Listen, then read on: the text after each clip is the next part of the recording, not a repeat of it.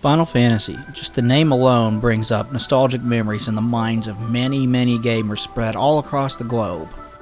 From the very first game in the series all the way through at least number 12, most of these games are held in extremely high regard by critics and fans alike, and for good reason. However, the first one came out more than 20 years ago at this point, and that's a lot of time for this game to age. Has it aged well, however? I would say both yes and no. Let's take a look. There are 4 crystals representing earth, fire, wind, and water. And these 4 crystals are no longer lit. They are being corrupted. And it is your job to find out what is going on and why and how you can fix this. Because of the corruption of the crystals, the seas are raging, the wind is out of control, and the land is corrupting and not growing anything. There's a prophecy in this world that 4 warriors of light will step forward with orbs in their hands, and they will use them to reignite the crystals of the land and set everything back in balance. At the very beginning of the game, these 4 warriors do in fact step forward. At the very beginning of the game, they meet the King of Cornelia, and they are given a quest to find and seek out the knight gone rogue Garland, who has kidnapped the princess, the king's daughter. From this point on, the story and world expand greatly as you gather up new methods of traveling from one place to another, as well as visit new towns and new dungeons and new people to talk to. But first you have to start from the very beginning. The characters in this game, the ones you call the Light Warriors, are all blank slates.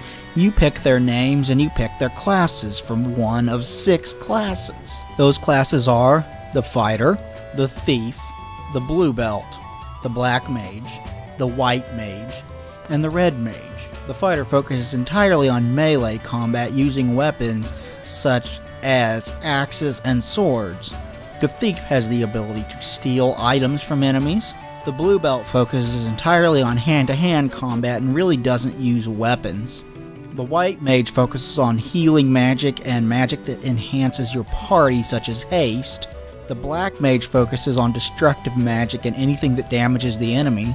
And the Red Mage is kind of a jack of all trades, but not a master of any. He's a capable fighter in combat. He can use a sword, there's a few shields that he can use, and he can get up to level 7 magic spells. But he is not as good at any of these as a Black Mage, a White Mage, or a fighter would be. Still, he comes across as an incredibly useful damage dealer or spellcaster. The first thing you need to do in this game is select your party and give them all names, and pick a party that would best suit your style of play for these kinds of RPGs. Gameplay-wise, Final Fantasy is fairly simple actually. You will walk throughout the world going from one place to another, such as towns, and talking to people within towns, or dungeons, and fighting things throughout the dungeon and trying to obtain some kind of object or reach the crystal within. Along the way, you will run into a wide variety of random encounters, where you will fight a wide variety of enemies. This is where the vast majority of your time will be spent in this game, is walking around in dungeons and fighting random encounters. Combat in this game is actually fairly simple. It is turn-based. You take turns. Your enemy attacks, you attack. Your enemy attacks, you attack. You go back and forth with each turn, and it will all end, and then it will wait for you to input commands of your 4 characters, and it will begin again. You have a number of basic commands at your disposal within battle. You can use items, you can equip items from within the battle screen, you can use magic to cast either on enemies or on your allies, depending upon the type of magic that you're casting, or you can just flat out attack the enemy. You pick commands for each character class and watch them execute in battle. It's really that simple. There is a lot of strategy and nuance to this, such as hasting your party, casting null ice, null fire, null wind, or anything like that on your party to null the effects of enemy spells, and choosing the right kind of magic to cast against enemies to see what they are weak against and what they're strong against. Some enemies will be stronger against certain types of magic. For instance, if you are fighting a fire enemy, there's a very good chance that he will be weak against ice attacks and strong against fire attacks. Use this knowledge to your own advantage as you play throughout the game. Gameplay-wise, it holds up okay for the most part. The battles are fairly quick and fun, but they are also very, very simple, so a lot of the more complex battle mechanics from later Final Fantasy games or other RPGs of this type just aren't here. You have to remember that this game was actually built in the 80s originally, so you're not going to get a lot of the modern flair on it. This also means that the encounter rate can be infuriatingly high at times. This and the fairly dated mechanics are two ways that it doesn't hold up exceptionally well, but the mechanics that are here work just fine. What you're actually looking at here is the PlayStation version of this game for Final Fantasy Origins, and the Final Fantasy Origins versions of this game was completely rebuilt from the ground up. New sprites, new backgrounds that all look hand-drawn, a whole lot more on-screen color. I mean, it's a massive improvement over the NES original. These sprites actually hold up pretty well. They still look pretty sharp today, as you can see, and the backgrounds look fantastic. Graphically, this game is gorgeous, and this holds up a whole lot better than the NES original did. It also holds up quite a bit better than the 3D PlayStation Final Fantasy games because of the 2D sprite work and how well it is done. This would be updated further for the PlayStation Portable version of this game, so this is not the best looking version of Final Fantasy 1. The PlayStation Portable version comes with updated sprites that are animated better and look even better than they do in this game. The music was also touched up for this version as well. The original music was 8-bit beeps and boops, as you might expect from any original Nintendo game, and it was good. But there was limits on how much music they had. So, for example, you get boss fight music in this game that you didn't get in the original game. In the original game, you just got the same theme for boss fights that you did for any other battle. There is more music here, and it all sounds much richer and much more full and much more beautiful than the NES original because of this. It really puts the PlayStation sound to good use. This is a beautiful sounding game, and you will not be disappointed in this soundtrack at all. Although Uematsu did some better work later on, this starting point is an excellent one. Other than that, it made a number of other tweaks. In the version of it that I played, the biggest tweak that it made to the gameplay is it has auto-targeting. In the NES original, if you targeted an enemy and it died, and then you targeted an enemy with 2 or 3 characters after that, they would attack a blank space. They don't do that in this version, so if you target an enemy with all 4 characters and it dies after the first character's turn, the other characters will randomly select from another enemy on the field to attack.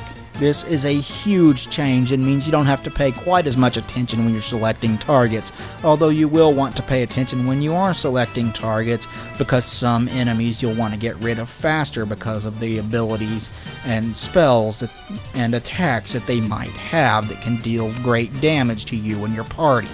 Most of the other gameplay changes are actually to an easy mode that came with this version of it, where in this easy mode you get more experience and more gold from random encounters than you do in this version. In this version, saving up money at the very beginning of the game and leveling up is pretty tough, honestly. It takes a while and you seem to get very little reward at the very beginning of the game for all the effort that you put into leveling. So you can spend a couple of hours just to get to level 5 or 6 or something along those lines.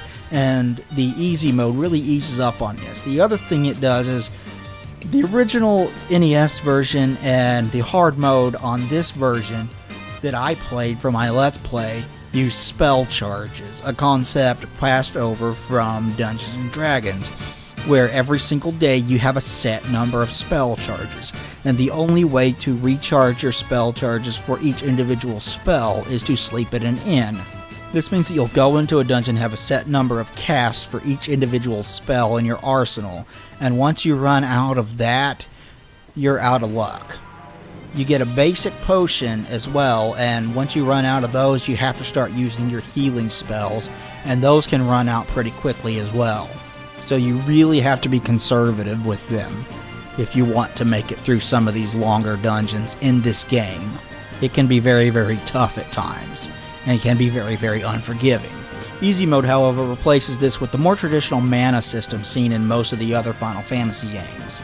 Instead of spell charges, you have pools of mana, and each spell costs a certain amount of mana to cast, and you can keep casting it until you run out of mana. This allows for more casts of the spells, especially once you get to higher levels and get more mana. This results in an overall easier experience on getting through this game. So take your pick on which kind of Final Fantasy playstyle you really want for this game. Do you want the easier style with a more traditional Final Fantasy type thing, or do you want to go old school Dungeons & Dragons style and have spell charges that you'll get 9 at the most on any given spell? If you're going into this particular Final Fantasy with the idea that you're going to get the same great storytelling that games such as 4, 5, 6, 9, 12, or Tactics give you, you're barking up the wrong tree here. This was an NES game, so at the time, this had tons of story in comparison to everything around it.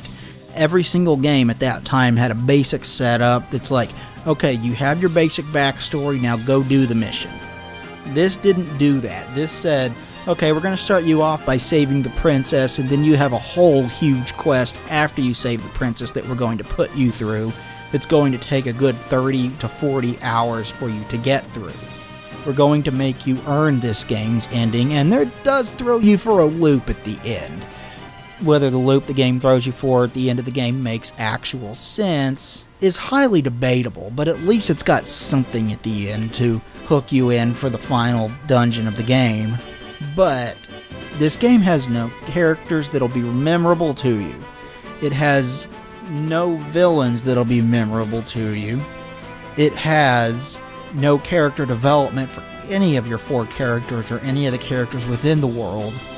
Every single character you talk to is going to spit out 3 or 4 lines of dialogue, and that's after this was expanded on the dialogue for this. There are some cool cutscenes that are added into this that I don't want to spoil for you that are kind of cool and kind of memorable, but they really don't expand on the story at all. They just expand on events that happen in the game as all they do. They show you the event, where the original game is just like, you went there, you did that, and now you can go do this other thing. Now it's more like, you went there, you did that, now you get to watch a cool cutscene as your reward, and then you can move on into the game. It's cool that they added that, but if you're looking for story depth, look somewhere else. The story in this game is another aspect in which it has not aged well. But it has aged well graphically. The sound is gorgeous. That has aged exceptionally well as well. The gameplay has aged fairly. It's a decent, if kind of standard and bare bones by today's standards, RPG. But getting to select your 4 characters at the beginning of the game and play with different classes and whatnot gives you a different experience and gives you replay value, so that has aged well as well. So is the original Final Fantasy all that it's cracked up to be? Well, yes and no. Yes, in the sense that this is still a good game and a damn good beginning to the series. No, in the sense that if you've played later games in the series, you'll notice that there's a lot missing from this, and that a lot of aspects of it haven't aged particularly well. So it's kind of a mixed bag nowadays. I would recommend giving it a try. I think everybody should play it at least once if you happen to be a Final Fantasy fan, because you should know your roots and you should know where the series started and how far it has come since then. This is a relic. It is very innovative and a big deal, and a huge stepping block for RPGs in general, but going back to it is not the easiest thing in the world. Still a good game if you can get past the fact that it's kind of rough nowadays. Thank you everybody for watching. Please like, comment, and subscribe down below. That would be greatly appreciated, and I will talk to you guys next time. Thanks everybody, bye.